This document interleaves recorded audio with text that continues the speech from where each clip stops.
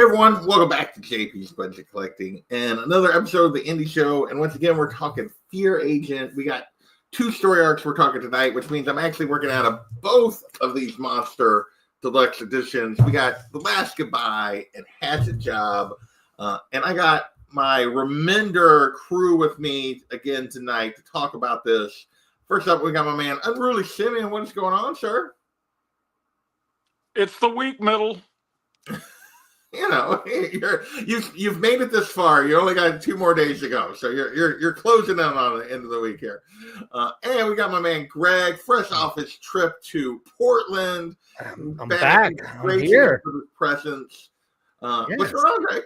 Man, not much. I'm excited to talk comics again. I love getting to do a little Remender talk with you boys. You got through your reading homework and I got through this reading homework. I've got a lot of reading homework before some interviews on Tuesday, and then once that's done, then I'm going to get back to my reading homework for John for our book. Yep. But after Tuesday, I'm going to crush that book, and then I'll be set. So nice. But tonight we are focused on a little Fear Agent. We get The Last Goodbye gives us. So we met Heath last time. We kind of got a little bit of his story. It jumped around, fast paced, all kinds of different twists and turns. This one, the start of this, we jump back in time and we get to see what led up to him being basically drifting through the universe on his own when we meet him in this story before we dive back into the current and the second half of this. Greg, what was your thoughts on jumping back and getting to see like a little of the background here? It was fine. I didn't love it. Like, if I'm being honest, I was like, it was fine, but I wasn't invested in that part of the story very much. So like to give me 4 issues of it, I was like, oh, okay. I don't know if it would have been better served for me. Again, who am I? I'm not a writer, but like if it would have been like an issue here or broken up a little bit more. But I feel like just like to go 4 issues in the past with stuff that I'm like, it's interesting, but I'm not as invested in it as much that right. I was just like, okay, this is fine. But when we got to the next part, I was like, here we go, let's do it. And I'm like, I was back in. So like, it felt, and it's not even like, it's not like I can't even say slow because there was plenty of stuff that happened. Like it was a lot, but it just felt, I felt uninvested in it for whatever reason. Okay.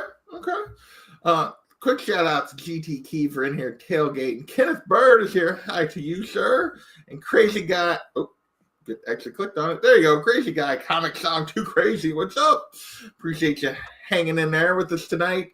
So, yeah, Unruly, what about you? When you read this the first time or even on the reread, getting the history here of Heath and how the Fear Agents came to be and what kind of happened in the aftermath of we'd previously seen the death of his son and his father and in the attack. What did you think about this, the background? You know, I don't remember specifically what I thought about this part of the story the first time I read it, but you're right, man. It drug on too long. He could have crammed this into 2 issues or done, jumped around with the flashbacks. But it did show me one thing. Heath, you know how he's always saying, my luck will come, it'll turn. And it does. How many times has his ass been saved at this point? Going back to the beginning, because in this flashback, you can see he's not the hardened guy that doesn't care about anything. He's a bit of a doofus, really. I mean, his old lady saves him a couple of times because he's rubbernecking. It was interesting, but they drug it. He drug it on a little bit too long. Yeah, I think I could agree with it. It was maybe a little longer than it should be. I mean, I enjoyed it. It definitely, like, despite the fact that there is a lot of stuff going on, I would agree with Greg that it does feel slower than the rest of the story. Like, it feels paced a lot slower, even though, like, they're getting attacked and they're running from town, they're running from these aliens, and there's a lot going on. It does feel like it slows the story a little bit. I did. So basically, what we get here in this the last goodbye section is it starts out with we've seen Heath. He was he'd made it back to the moon and reunited with his ex. He and Mara's trying to cheer him up, and we jump into the flashback. So we see the immediate aftermath of the death of his son and the father with the aliens attacking, and him and Charlotte's mad scramble to survive and get to some kind of cover or safety. And basically we see quickly that there's more than one alien that was attacking, and we find out that the Drezites, which we've seen before were the ones that sent the feeders to Earth, were part of the attack, as well as the ones that we met in the last volume, the Tetra, whatever. I get confused here, but basically it appears that we're caught in the middle of this activity. What did you like? I guess in terms of story-wise, you felt like it slowed it down, but what did you think of just like the setup of how they kind of get out of this and just Heath and his normal shenanigans here before he's a fear agent? Greg, go ahead. You're muted, sir. I had to burp and I never unmuted myself. So there you go. Again, okay. One second. Hold on a second. Sharon is here and she dropped a super chat. Thank you, Sharon. I appreciate that. You were awesome. Appreciate you hanging out with us. So that, of course, means that we got to do a little, where's that? Yes! Did you see that? You see how they reacted in the chat? They loved it. Take that, Bear Island. We still do a little Take That, Bear Island whenever we get a super chat. So thank you, Sharon. So yeah, go ahead, Greg. Sorry. Yeah. I don't know what it is for me that I think it took it out of, which is weird to say, like a sci-fi story.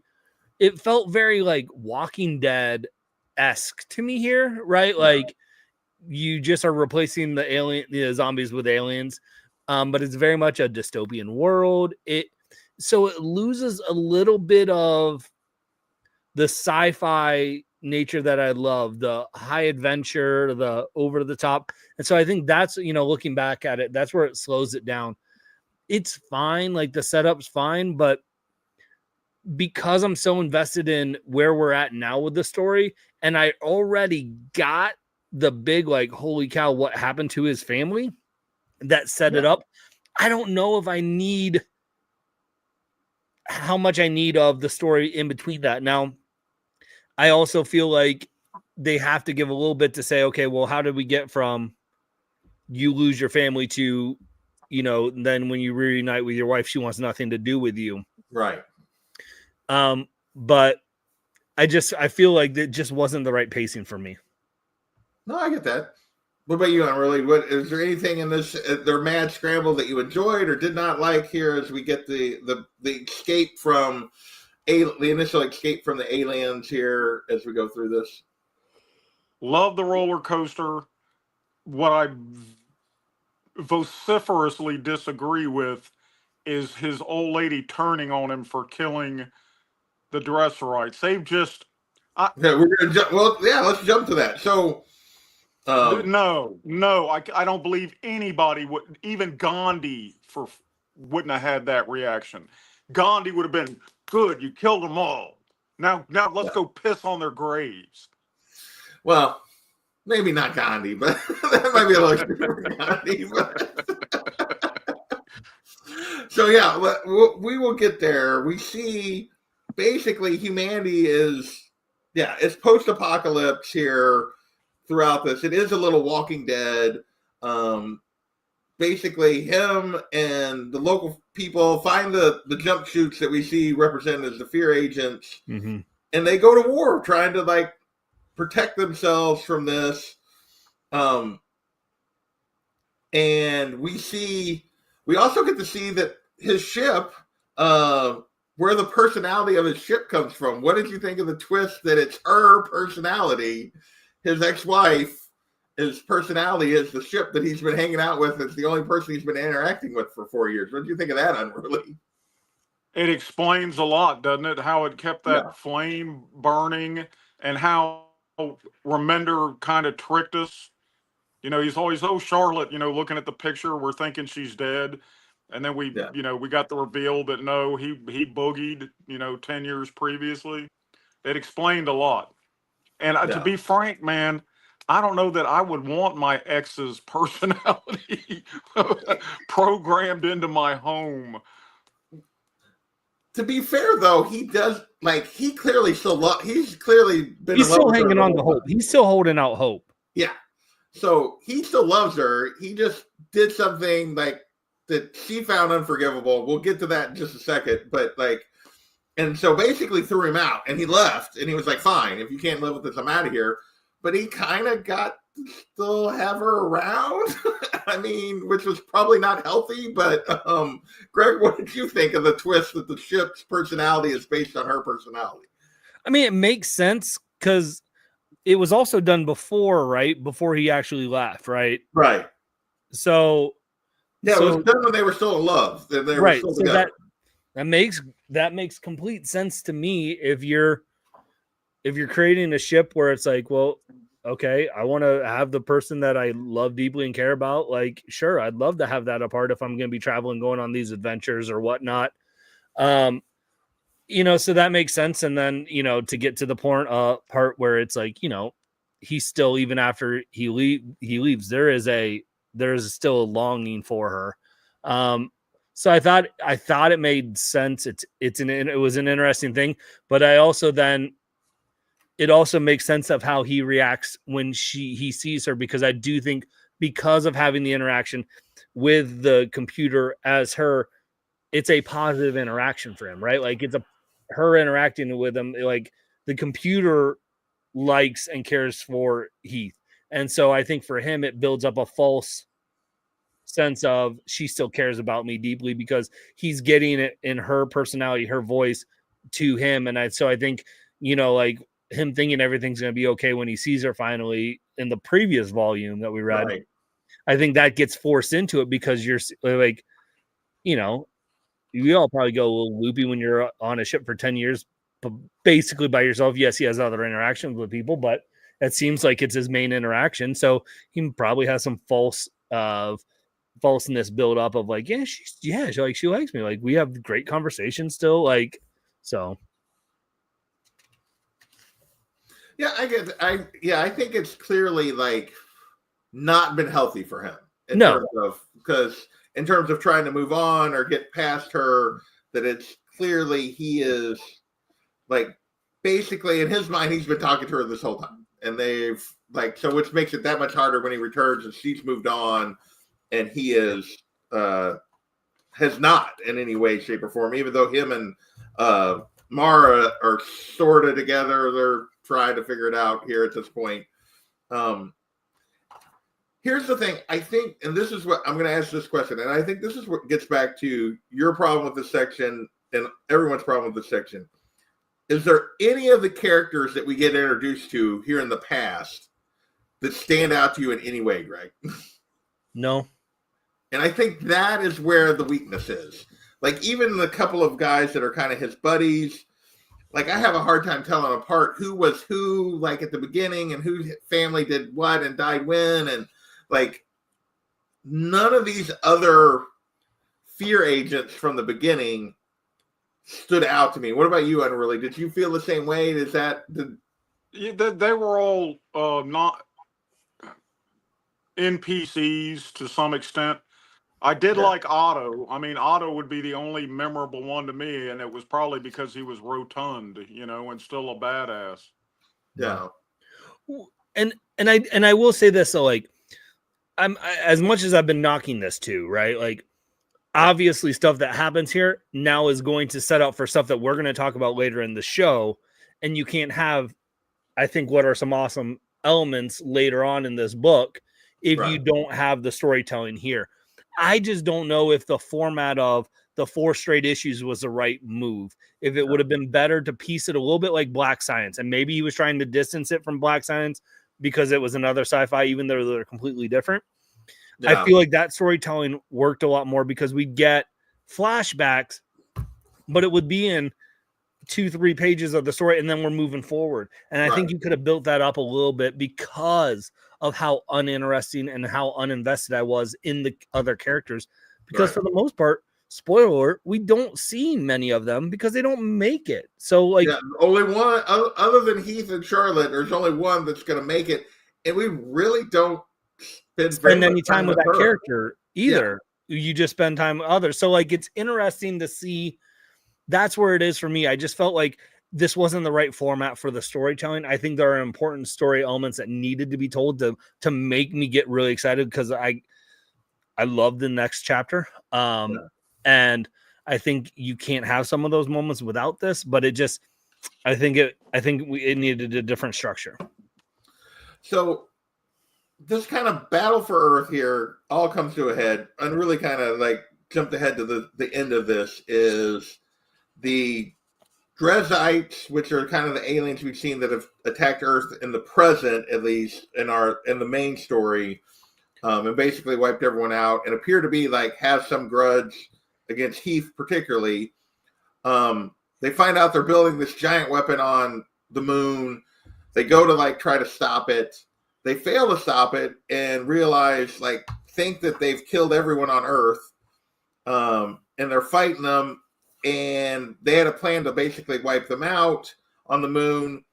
Turns out the weapon was actually taking out the robots for the Teledans or whatever that we met before. I don't know. It gets confusing, but everyone's basically biting it.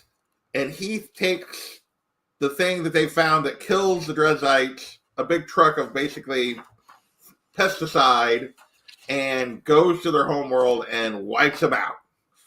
In his last act. And of course, the one character that we get to see here, Otto's niece, also got stuck there, and she got left behind because he didn't know she was there.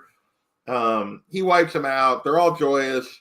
And then this Federation of Planets shows up and it's like, oh, actually, they were here to help. They just kind of got carried away. And they're actually nice. But now they're all dead, or almost all dead, except for their military. And so basically, Heath's decision to wipe out their whole planet is what causes Charlotte to turn on him. She calls him a monster because he basically committed genocide on a global scale. Which Unruly is good with, apparently. Unruly is good with. Like, not even... What about you, Greg? What did you think of Heath's crime here that is what's haunting him in the present, which is still something that's haunting him? Is the reason he's separated from his wife. It's the reason that these Drezites are that he's being hunted. What did you think about this reveal of what he did? I think I'm not fully on board with where Unruly is, but I don't think I'm fully on board with where Remender is on this either. I find it very hard to believe that decision makes her turn as much as she did on him. Losing her son to these aliens, father-in-law to these aliens. I feel like that is going, there's a lot of emotions there. Yeah. Where I say, like, I get it though, like, if something like that happened to mine, like, you're punishing more than just like the military that attacked, right? Like and he realizes it at the moment, like he has hesitation, like he's taking out kids and women and stuff who had supposedly no connection with this. Right. I do think this is where the sci-fi part almost desensitizes it a little bit too much to make it have the impact that you want it to, because there really are just jello blobs, like these creatures. Like they don't even have the form of a human, so like you don't even get, unless he didn't literally say in the book, like, oh, that's a smaller jello mold, you know, that must be a kid. You probably won't even pick that up reading it. Right. I think like this is one of those, like, to make this happen, you needed these aliens races to be a lot more similar to looking like humans to then I think have the impact, because I think it is easy to throw away of like, oh, come on, they were killing the earth. Like, yes, they deserved it. But I do think there'd be a little bit more pause if they were had more human-like traits or looks, because I think then we would be able to place like that's a a husband, a wife, someone who had nothing to do with, that's a kid. Those are kids playing at a playground. So I feel a little bit like half and half on it.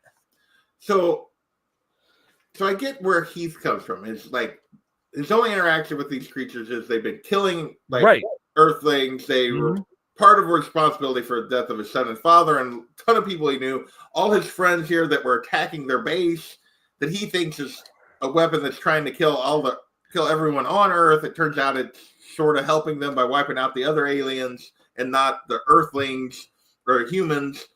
And he's enraged, and he's got like, I could take the fight back to them finally. This is my opportunity to take the fight back to them. But like anything in war, you justify, like, he goes and basically he commits mass genocide against this whole race without really knowing much about them. Like for me, it's like he has understandable rage, but his action is like, Otto is like, dude, it's too far. Like, I'm more with Otto in the fact that like he let himself get carried away when he made this decision. But I do think her instant like turning on him is like, because he didn't like what they find out with that, like the main planet didn't actually even support the military that was doing this.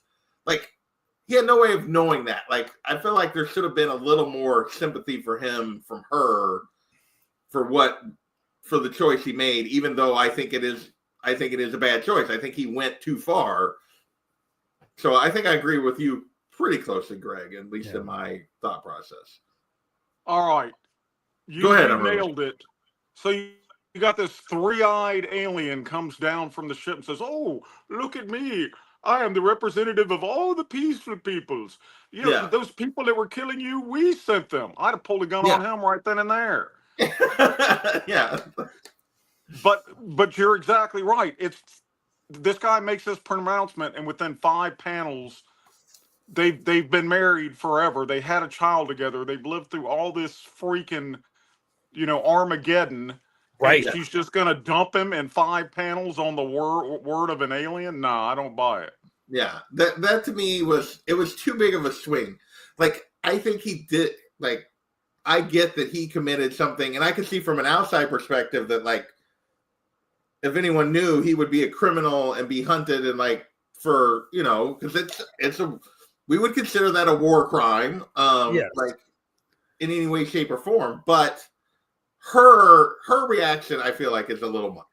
Yeah, I feel like her reaction is a little unwarranted too, because there wasn't enough chinks in the armor, I think, earlier to show that quick of a turn.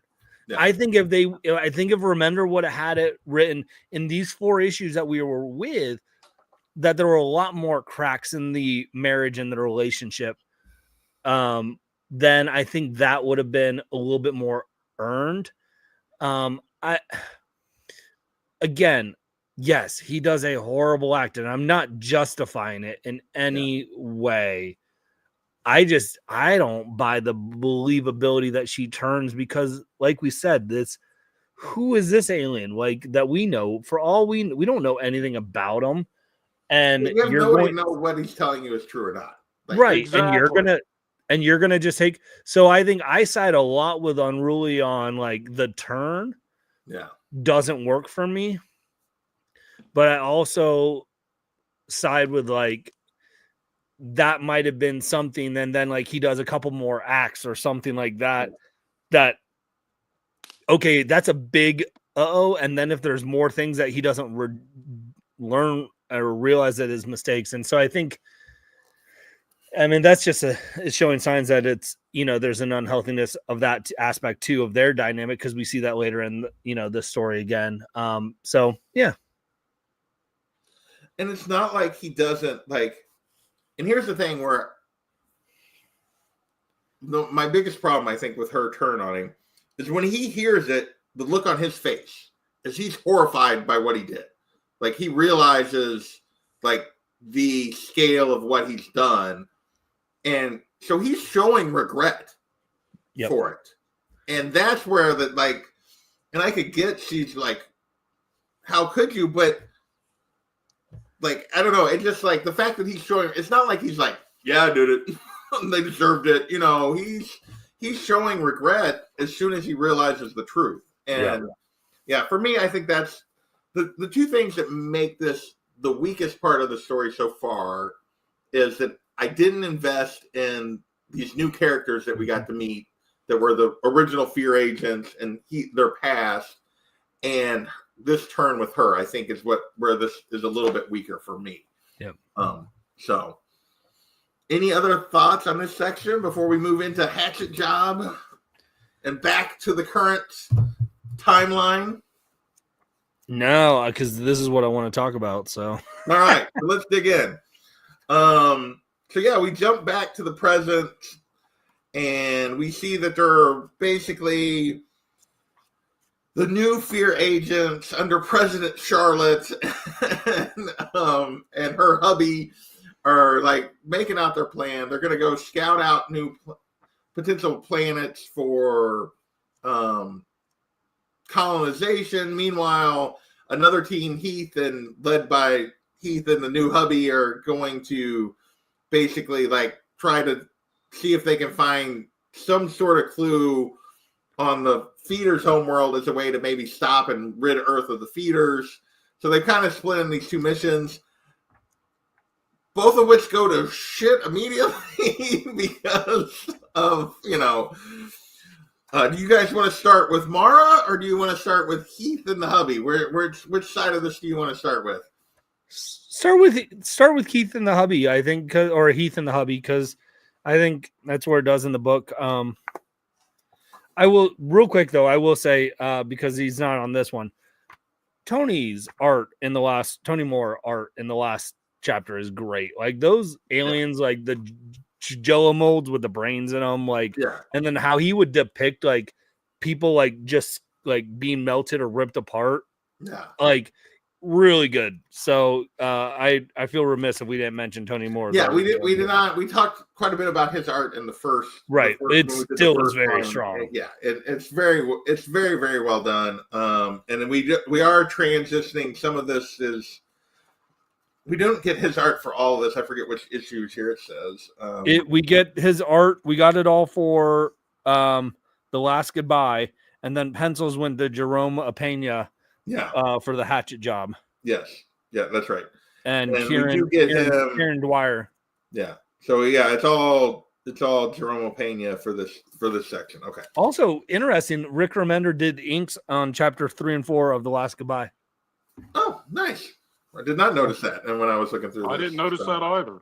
Yeah, I did not know. Like that's kudos to Rick, because I didn't notice a difference. Like I couldn't notice the inking differently than what it was done before. So it's a great change of pencilers. The style is, it's not one of those stylistic differences that throws you off a story by any means. No. Yeah, there's a different artist, but it's not overpowering of like, oh, jarring. Yeah, it's not a jarring change that you get sometimes. You flip the page or you open the next issue and it's like, whoa, this is completely like they stayed within the same style range. I mean, it's different. You can tell that it's a different artist, but it is within the same kind of area code of what Tony Moore was doing. They're in the same school of art. Yes. So we get this. Hubby and Heath go on a solo mission to get food and supplies on this planet, and basically thinking that it's unoccupied, that no one lives there because there's nobody on the surface, so they're not picking up any like civilizations from space on the surface. And they get attacked because the people on this planet live underground, and they get attacked and ultimately get captured by these folks that are basically like, you're coming here to invade, therefore we're going to send a message, like, that don't really want to hear anything. What did you think of this particular group of aliens with these multi-armed white and black and white aliens here that seem to be all about, like, violence is the only message they want to send? What did you think of these guys, Unruly? I love them. And at this point, I've lost track of how many concussions has Heath had at this point in the story. At least a dozen, at least an even dozen. That might explain some of his thought processes. Multiple double-digit concussions, alcoholism, watching your son and dad get incinerated in front of you, living through Armageddon. If he's got a but some of shred that's in a new body though, so yeah, he did get a new body at one point in here. So, not all the brain trauma. I forgot that. I completely forgot that. So, Greg, what about you? What did you think of this setup with these aliens before we get to what they actually make them do? I loved it. I thought it was I thought this was a great storytelling device right here. Break up the people. Yeah. Let's get Heath and it's Keith. It's Keith, isn't it? Heath it's Keith and Keith. She apparently, She has a thing. So if you got an Heath after your name, you're good. So yeah, you got a shot with Charlotte as long as you're. I thought it's great, like, because that's what I want to see. I want to see them bickering. I want to see them fighting over, you took my girl. Well, you weren't there. Like, that's, and then to see then Charlotte have to be with, her ex's new lover at that. So, like, I think that setup is great. Give me some time in those moments. The aliens here that we get, you got the insane clown posse aliens here. You got the Juggalo aliens, which is awesome. And then the fish things that they ride on are so good. Oh yeah, like the flying fish. Yeah. And so again, this feels very much like that first issue of Fear Agent that we talked about, that we loved, of like, we didn't really know what was going on. He's just attacking these, these kind of like gorilla monsters at that first issue, and then the brain, but it's high energy, high action. Art's really good. And so I thought this was a great setup to then get us to the story building that we're going to get in the next issue. Yeah. So, yeah, I mean, this panel here of like their civilization here is just like riding the fish and the lava and the underground civilization is just, just fantastic. Jerome Pena does a fantastic job taking over here for Tony Moore. Doesn't really miss a beat. It keeps the story going. So the first part of the issue, we jump back to the other group, but let's just stick with Heath and Keith here. And basically, they find these aliens and like, we know all about you humans, that and we think you're trying to steal our planet. You're trying to like thing, and they don't really listen to them at all. And basically here's the deal. We're going to send a message. One of you has to die, and you're going to have to kill each other, like fight to the death. One of you gets to survive. One of you has to die. What did you think about how this plays out? We get Keith's commentary as they're fighting, and that Keith is trying to get him to kill him. He can tell from the very beginning what Keith's trying to do, and he's trying not to take the bait, but sure, it takes the bait at least through part of it, because he does fight him a little bit. What did you think about this Unruly, this whole fight sequence we get? I loved it. It was reminiscent of Kirk and the alien on the desert planet. But what I like is before they know that they're going to be fighting to the death, as they're being led to the leader and Heath's running commentary. Oh, so you've never been captured by a barbaric alien species before, huh? Yeah, first time. It makes me think. Are we getting the royalties? The meme with James Franco. James Franco, where he's first time at the news. Yeah. But all right, I'm going to say this now. Both of them, maybe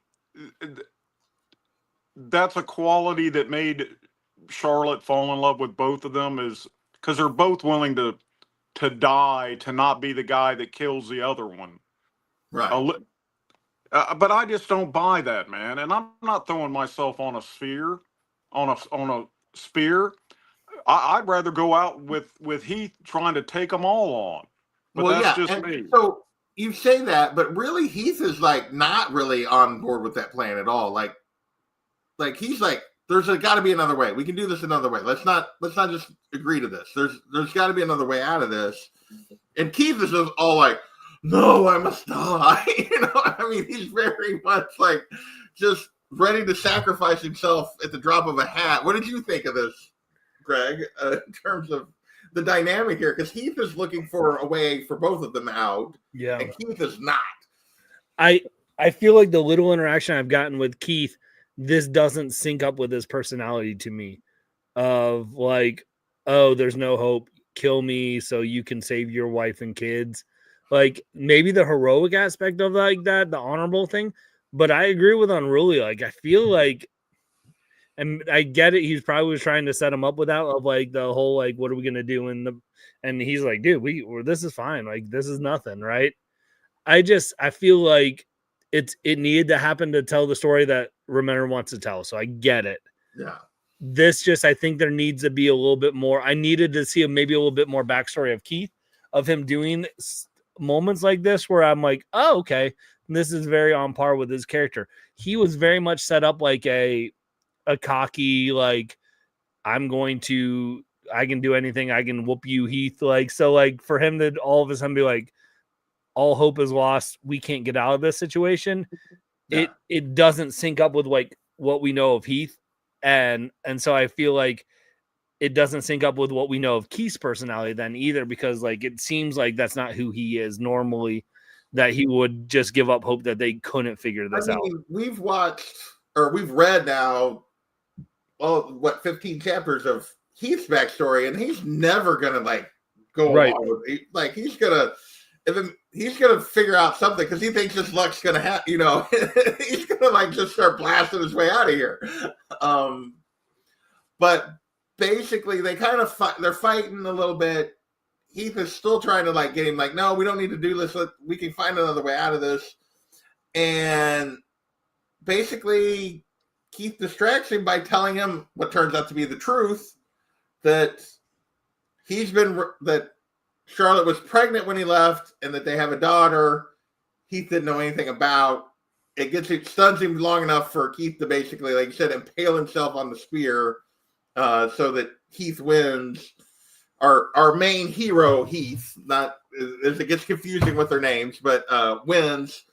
What did you think about the twist and how the twist with the daughter here, Greg? I'll let you go first this time. I liked it. I mean, it set it up to get this on, like, give me a good twist. Like, ooh, I didn't see this coming. Like, yes, this is going to be good drama and issues. This also shows me that I start to dislike Charlotte a little bit more. Just how she quickly turned on him. She's keeping this information, like, because she's on her high horse of. Again, I get it. He's a drunk right now and is making not always the best decisions, but that's kind of some of that's because she ditched him. Like, I mean, right. And so it's kind of like your actions also, you have to own up a little bit of this. Yeah. Your actions are causing him to act the way he's acting. And so like there's a little bit of like, but I love it for the aspect of I think it makes great storytelling, and like I'm like, yes, let's add this kid into the mix and see what happens, because there's going to be tension now with Heath and Charlotte. There's gonna, and there's other elements that you can do, and they do it. So, no. What about you, Unruly? What do you think of the reveal here that we get that Charlotte was pregnant and there's another child in this group, in this family? It's interesting. I can just see where it's going to come into play down the line. Remender is willing to sacrifice anything for the sake of story. Like Greg was pointing out, he's going against this guy's character, but it moves the story forward. That's a little disappointing on the reread. I don't remember being bugged by it the first time. Right. But Dude, I wish this had been an ongoing since the very first time. I could read this comic forever. Yeah. All right, so we get this. Heath kills Keith sort of against his will, and he gets dumped and sent back. Meanwhile, we jump over to the other group, and we get some of Mara's backstory here of Mara and Chara. Mara and Chara. We get Mara's backstory, and we see that, like, she suggests a planet that they should go investigate for a possible new home for humanity. And it turns out that, well, she has completely selfish reasons for going there, because the man who ruined her life is there, or that's well, we'd seen at the end of the previous volume that Mara was in league with the Dressites.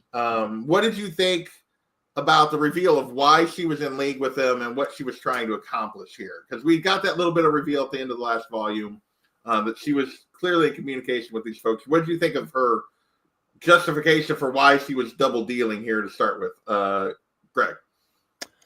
I liked it because it really, I think her execution later is poor, and decision making that then spawns off of that is poor. But it really does start to set us up for this juxtaposition without getting too far down the road, right? Like, Heath had to make a decision to get revenge and wipe out an entire race. And, it's starting to look like Mars has to do that as well, but is doing it in reverse, right? Of wipe out an entire race basically so that she can get her revenge. Yes. And so it's an interesting, because you really will, I think it's not black and white, it's gray, and you can really wrestle with that, I think, in here. So I like the setup of that. And then I know I have issues with how she executes things later. Oh, yeah. What about you, Unruly? What did you think of her justification for what she's doing, why she's doing it? She's so pissed at this guy because he sold out her people that she's willing to commit the exact same sin just to torture and kill him. No. The math ain't mathing in a moral sense there to me. No. Yeah, so she's blinded by her quest for revenge. But isn't that the same thing he's doing?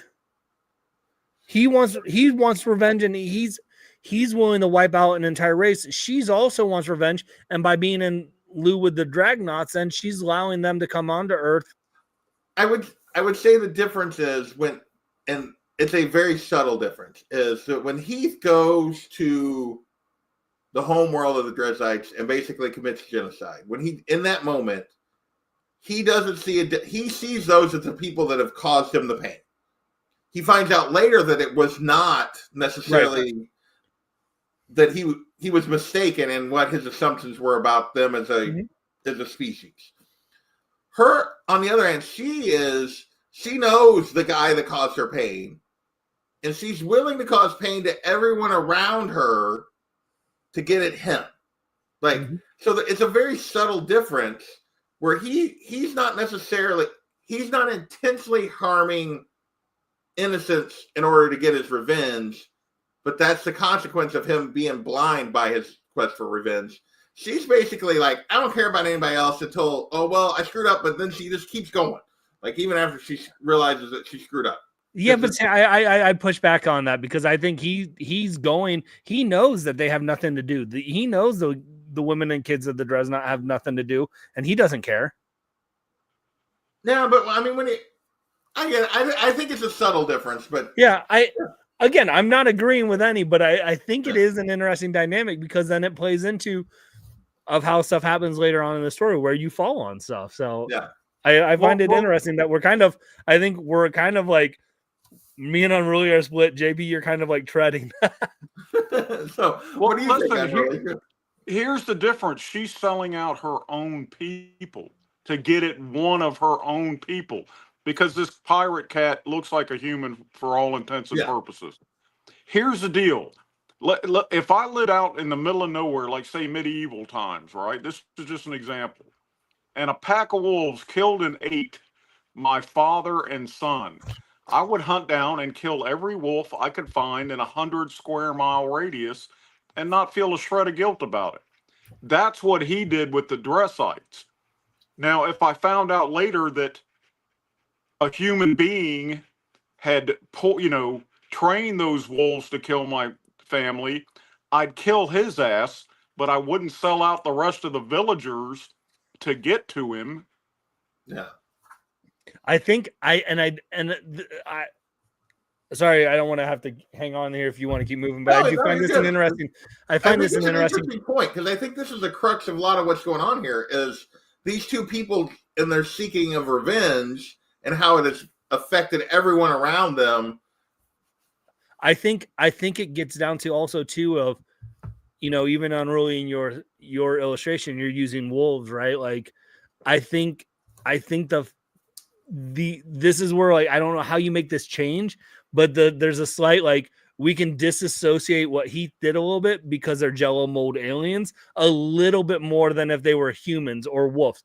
JP, I know you're where you're at, but I think to go with your illustration a little bit, Unruly, I think we distance it because they're not humans, and right, we are connected with the human race, our race, and so it's harder for us to see.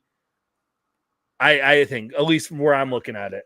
To me, I think the difference is, and it's a very subtle one, in his mind, when he goes there to do it, and then he sees, like, he's taken aback by, he's like, oh, there's like children, and like, but he's already committed at that point.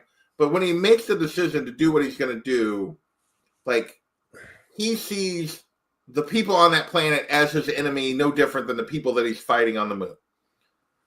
She knows that the other people on Earth aren't at fault for what happened to her, but she's willing to sell them out to get to that guy.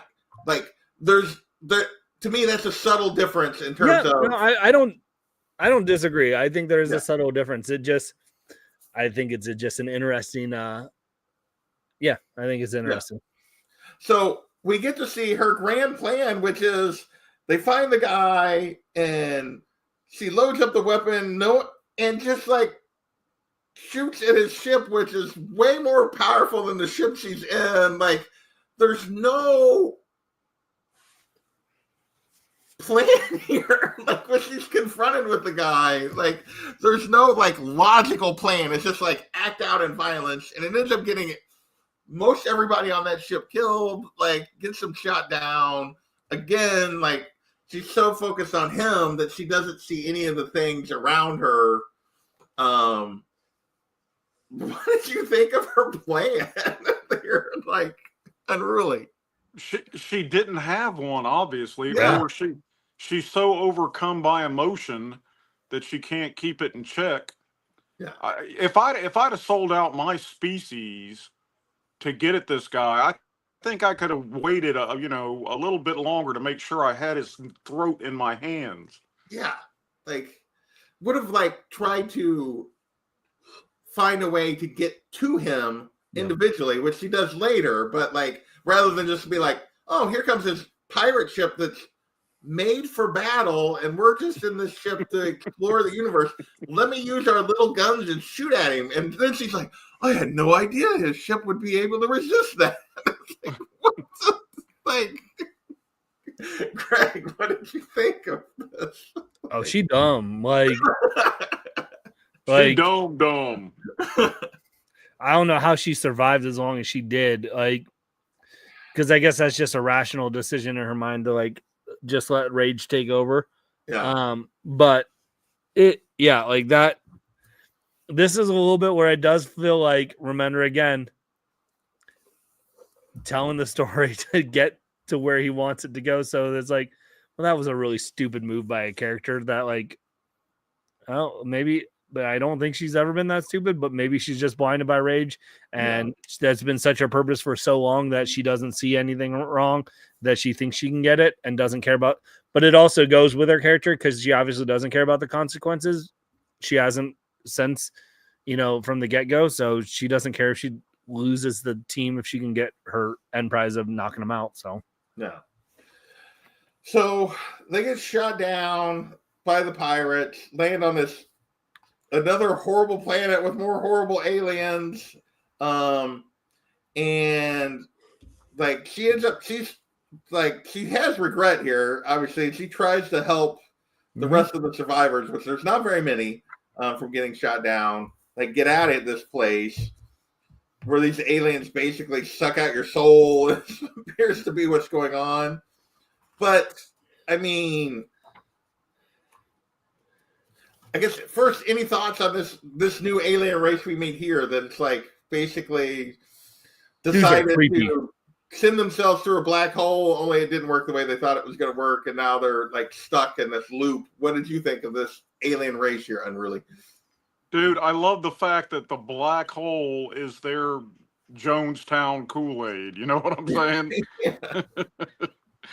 and I also love the fact that Remender is not at all familiar with the Fermi paradox. You know, in Remender's world, every solar system has intelligent life. Yeah. So, you know, everybody's got intelligent life in this world. So, what about you, Greg? What did you think of these aliens in this world they crashed down on? Oh, I thought they were creepy, and I thought it's, again, the testament to what I've loved about the story is we get to see so many different unique aliens. Yeah. So I loved it. So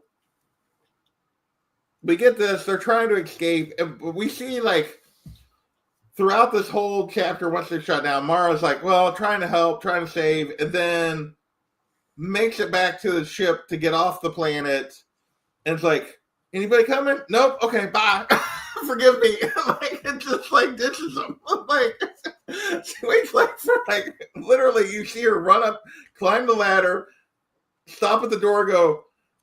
She's like, give them more time. Maybe they'll make it up. Maybe you can save them. I do some of this, and then she gets to the door and looks out and goes, "No, forgive me." Boom! And you see Charlotte's like right there. She's like, "Wait."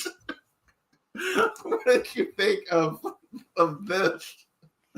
I mean, Mara just continues to just be like very much worried about Mara. Mara don't give an F. She does what she wants. Remender can write some selfish humans. Yes, he can. So, but Charlotte's not screwed because, of course, Heath comes to the rescue, helps her get out, and they follow, like, basically, head back up into to outer space, and realize that Mara has went to the pirate ship and what she's done. And but before we get there, so Heath comes down and saves her. We get the scene where they reunite, and he tells her that Keith is dead, although he leaves out some of the details. And they talk about their daughter and everything that's going on. What did you think about their scene where they reunite here, Unruly? What did you think about this initial come together after the death of Keith and the reveal that they have another kid? And it's just like an episode of Three's Company. You know, there's no good way for him to tell her, hey, Keith's dead, and I'm sort of the guy that killed him. So you know that's going to come back to bite him in the ass.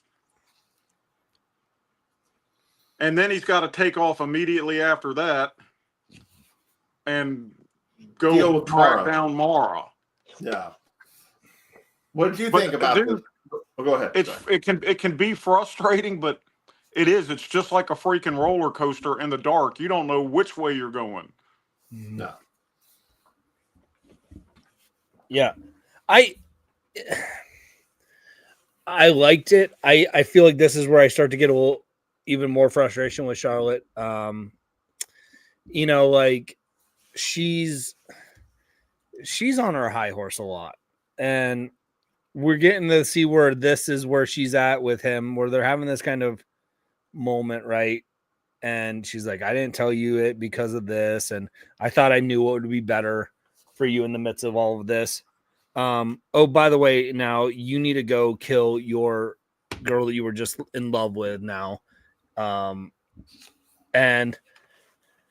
then her actions afterward pissed me off. But so we'll get to there. But yeah, she does. It's very much of like, well, I didn't tell you about our daughter because I thought it was the right decision, and blah blah blah blah blah. Like she makes her excuses for this.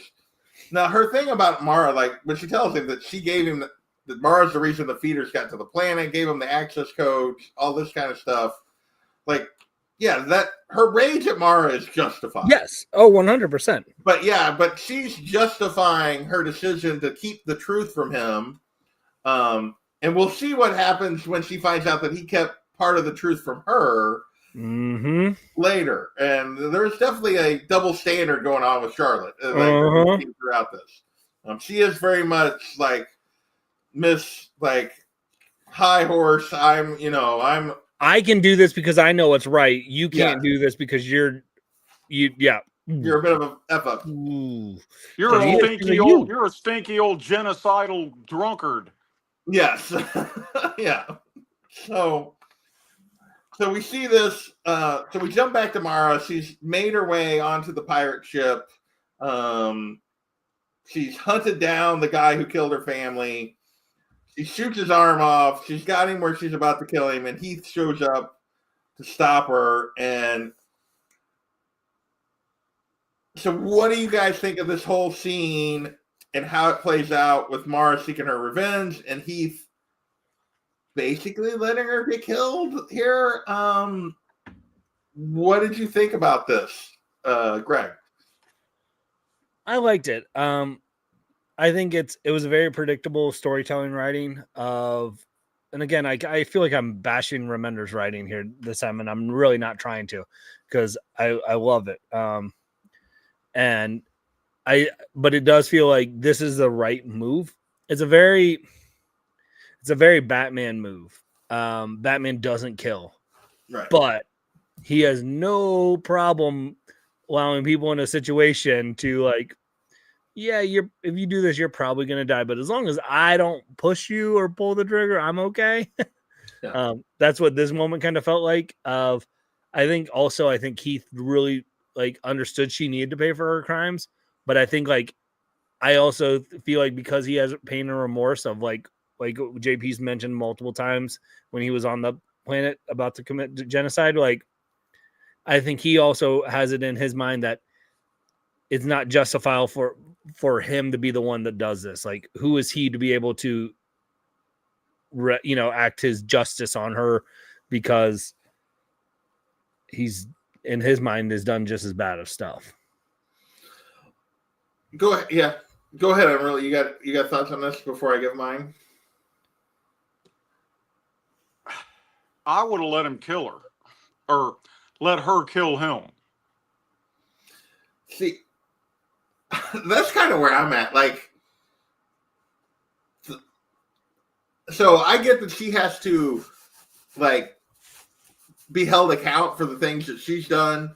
I think Heath is somewhat like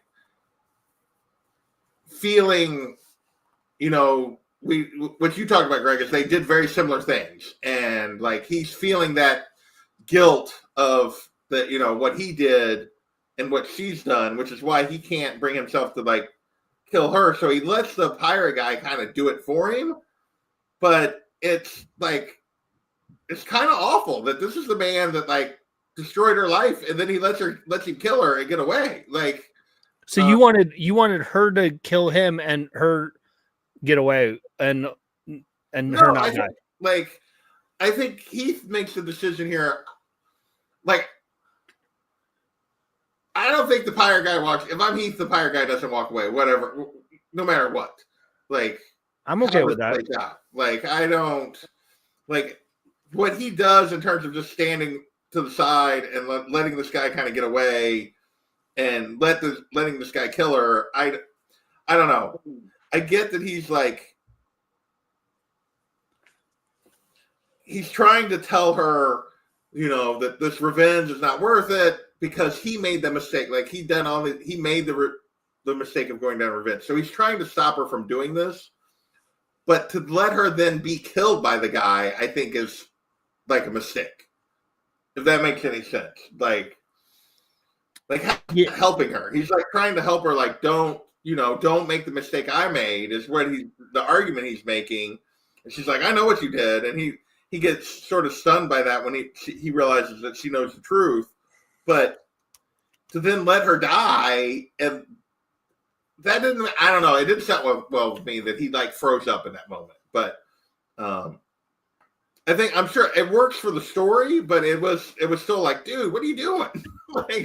like I mean, y'all are confusing me because I feel like you guys are all on his side with the genocide, and that well, I'm not. I think Mara's Mara's wrong for what she did, and it feels like I don't know. I just feel like Mara.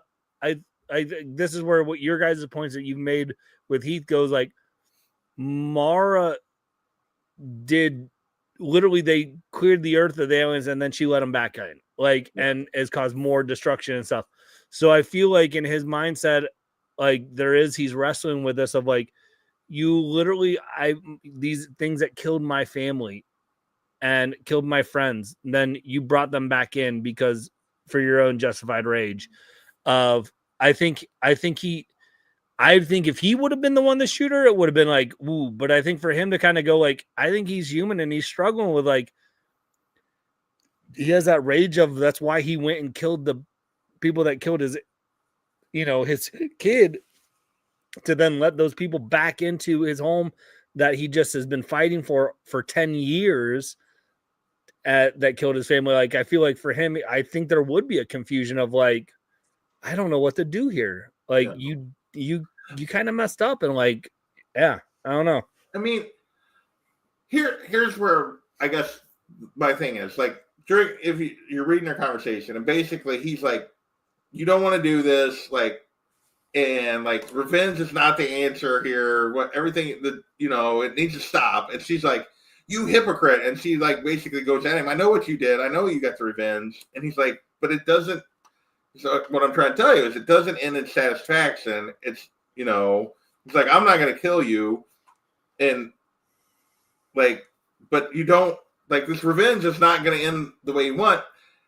To then like, I get that he's trying to talk her down and get her out of there. To just let the guy kill her was a surprise to me, I guess. Yeah. Like, I felt like that was not where the conversation was going. Go ahead, Unruly.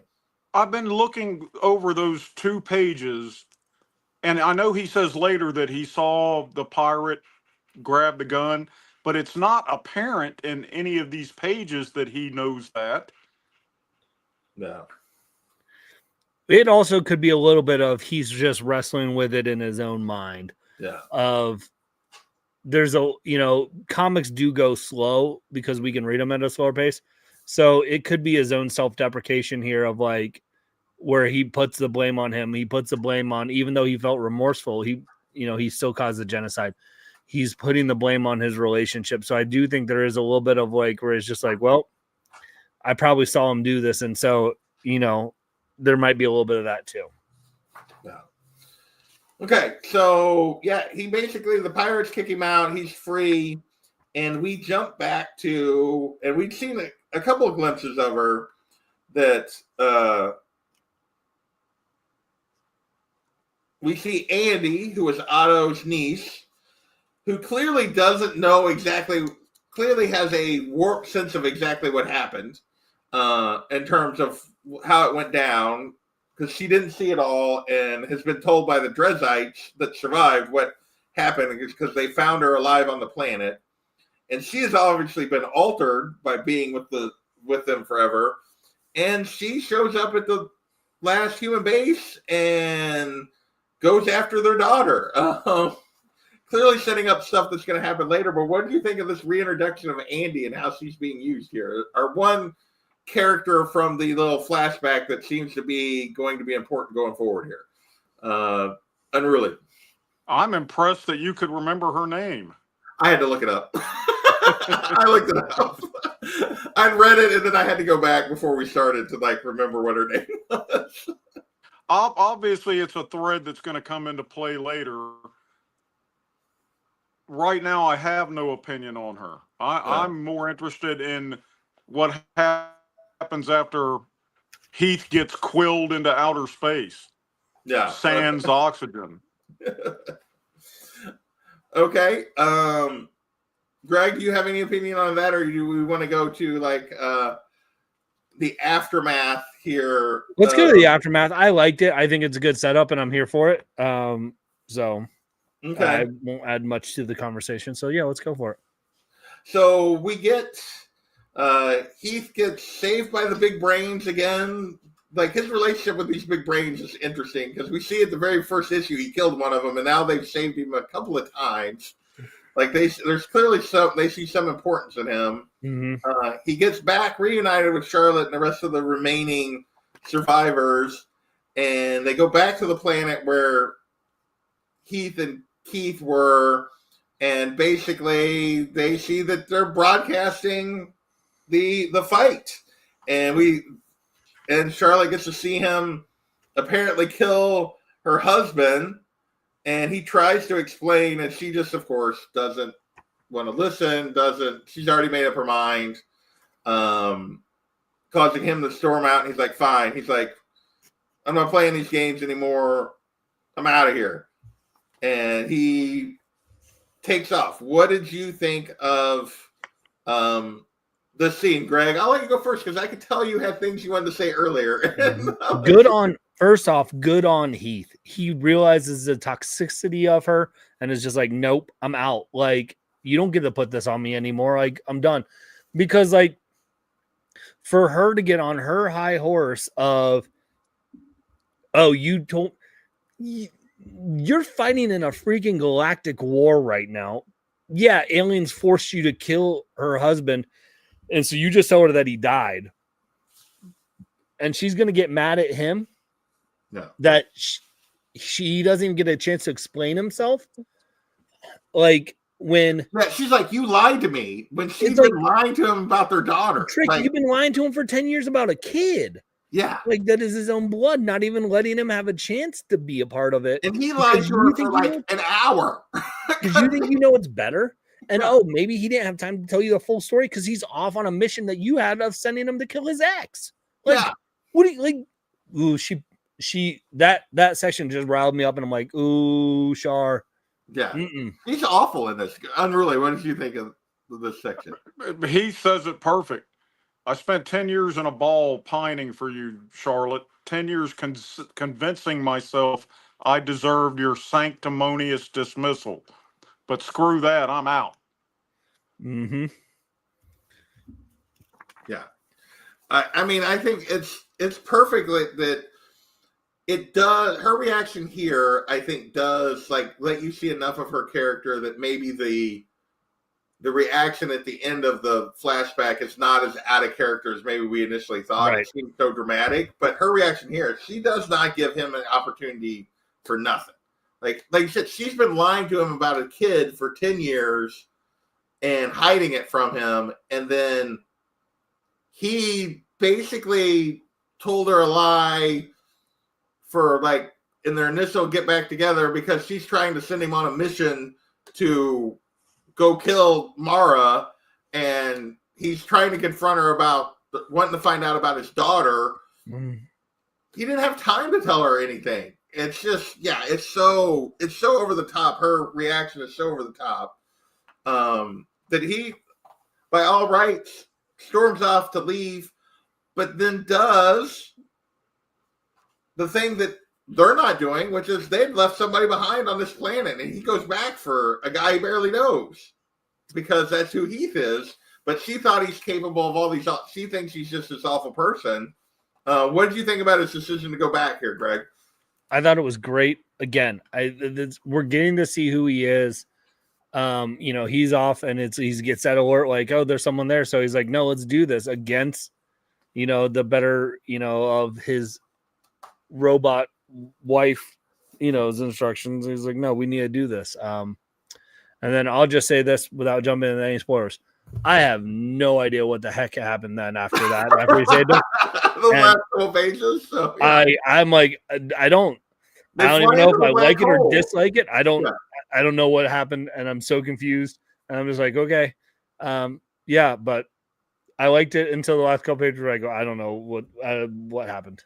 Well, I mean, it's basically So yeah, he tries to go down and save the guy. The black hole is returning on its cycle, and they're too late to escape. So instead of trying to outrun it, they'd fly. He tries to fly into it and then like use its gravity to like shoot away from it. And I don't think the science here is exactly correct, but like the theory is around black holes is that like time gets warped like around them is the way like it works. So that's what we're seeing, some sort of time warp ghost creatures as they fly into this black hole, and that's just where they leave us at the end of this. So we have no idea where things are going. No. Unruly, you hadn't got a chance to comment on him going back for this guy that he barely knows because it's who he is, and then the end here. He pressed the shiny yellow button. Remember that Ren and Stimpy episode? Yeah, like press the button. Yeah, I don't know what the science is. I won't pretend to understand the freaking time dilation that goes on in a black hole, but it could be that. It could be you just age rapidly. But doesn't it say something about 6 years have passed or something?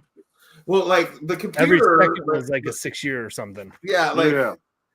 What does she say? Like if they get in there and it's like he's like, the moment we hit the singularity, reverse direction and jump to warp, the momentum should ricochet us away. And the computer's like, I'm sorry, too much time has passed. It's been 6 years since you entered the black hole. And he's like, what? And by the time you hear that, another 6 years. Yeah, another 6 years will pass. And we see him basically become an old man here in just to him, is a few seconds. So yeah, there's a weird time thing going on here. There's a weird like ghost creatures. But also, which we kind of skipped over, is there's this weird box that the brain gave him that, like, when there's no way out, push the button. You'll know when. Well, aren't those the ghost creatures of the aliens from the planet? They appear to be, yes. Okay. So that had voluntarily went into the black hole. So clearly they're there as well. But yeah, the little box thing that the brain guy gave him, he's pushing the button, and that's where we leave us. Is we don't know how they're getting out of this one. Any final thoughts tonight on this middle section of the story? We got basically 2 more volumes to go here, and then of course a bunch of like Tales of the Fear Agent that are set. Just short stories related to Heath and his adventures. What do you guys think about these 2 volumes? Unruly, I'll let you go first here. What do you think about these? You know, I love it. I've been pushing you to read it for 3 or 4 years now. Okay.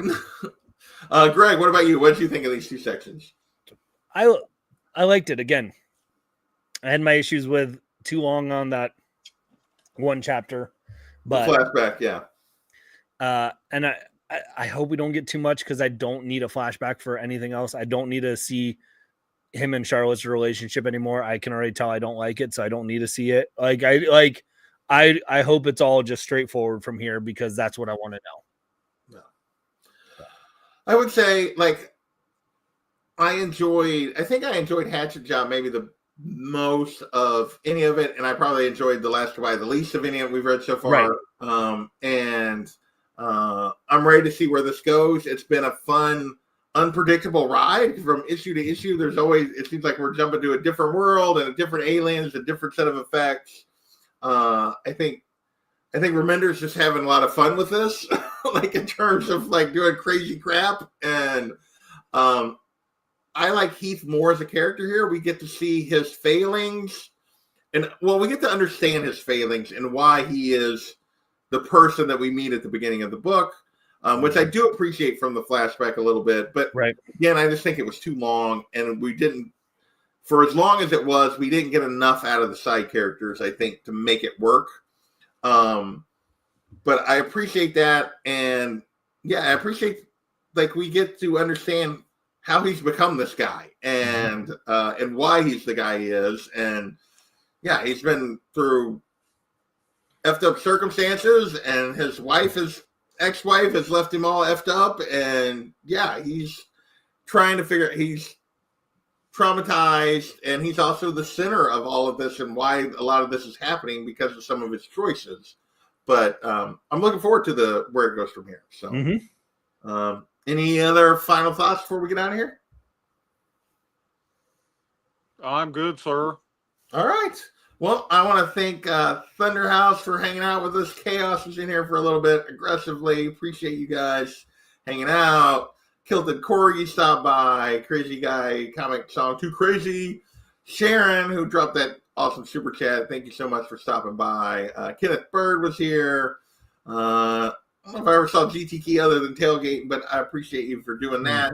And yeah, we will be back. For me, I got a video dropping tomorrow on a little bit of comic history on Catwoman in the Golden and Silver Age. Before I go, because I almost forgot, we're going to do this real quick. I do have members for the channel. They already have had access to that video, but I want to thank my members real quick for helping me keep the channel going. Appreciate you all a great deal. So thanks to all those members. Tony says cheers to you, and so do I. Greg, you got anything you want to hype up? I know you've been doing a bunch of interviews. When can we watch these and see what's going on with your channel? So let's see.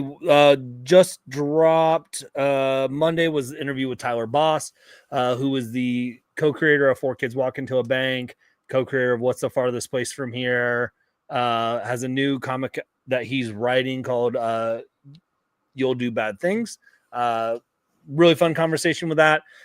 Justin Richard, who did Finger Guns years ago from Vault, is back with a new Slasher's Apprentice book from Mad Cave, and so we talk about that. And then I'm not going to announce it, but the following week there should be an episode recorded, and it will probably be, if not my biggest comic creator I've had on the show, one of the biggest. So like it'll be wow. You've had some pretty big ones. So so it depends on where you are on the rankings of it. Like I'm glad it's booked, but like, and we got the date set up. So like, hopefully nothing falls through, but I think if it does, we could reschedule and things. But so tune in to my channel. It should be a fun conversation. So nice. Those are awesome. You do a great job with those. So thanks. Unreally, I know you don't put out much content, but anything you want to like pitch other than, Go Dogs. There you go. All right, with that, we're going to get out of here. I want to thank everybody for watching, and we will catch you next time as I scroll past my outro. There it is.